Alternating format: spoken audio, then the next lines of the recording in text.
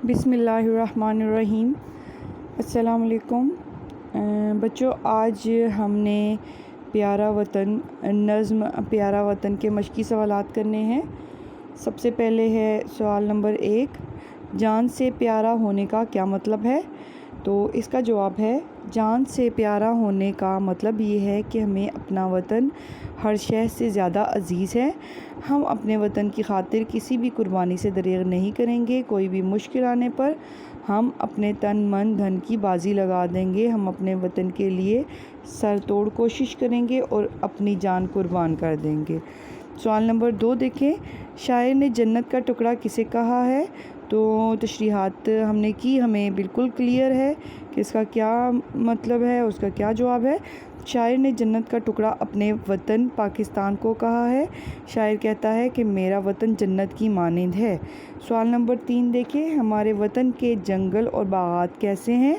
ہمارے وطن کے جنگل سرسبز اور گھنے ہیں اور باغات مہکتے ہوئے ہیں جس سے خوشبو آ رہی ہے۔ سوال نمبر 4، گھٹاؤں کے رنگ لانے سے کیا مراد ہے؟ گھٹاؤں کے رنگ لانے سے مراد یہ ہے کہ جب کالے بادل یعنی گھٹائیں آتی ہیں تو وہ بہار کی آمد کا اعلان کرتی ہیں۔ یہ ہم لوگوں کے مشقی سوالات کمپلیٹ ہو گئے۔ اب ہم سوال نمبر 2 کی طرف آئیں گے۔ تو سوال نمبر 2، پیج نمبر ہمارے پاس 25 ہے۔ پیج نمبر 25 کے اوپر سوال نمبر 2 ہم شروع کریں گے۔ سوال نمبر 2 میں ہے، درست جواب کی مدد سے مصرعے مکمل کریں۔ تو اس میں پہلا ہے، نہ ہو کیوں ہمیں ڈیش سے پیارا وطن۔ اس میں آپشن 3 والا آئے گا، جاں نہ ہو کیوں ہمیں جاں سے پیارا وطن۔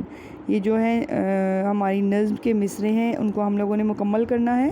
دوسرا والا سہانا ہے، سندر ہے سارا وطن۔ اس میں پہلا والا آپشن آئے گا سندر۔ تیسرا دیکھیں گے، یہ سرسبز جنگل لہکتے ہوئے۔ اس میں لاسٹ والا آپشن آئے گا لہکتے ہوئے۔ بہاریں ہیں ڈیش میں چھائی ہوئی، تو بہاریں ہیں باغوں میں چھائی ہوئی۔ آخری آپشن، آخری نہیں، پانچواں آپشن ہے، گھٹائیں ہیں کیا ڈیش لائی ہوئی۔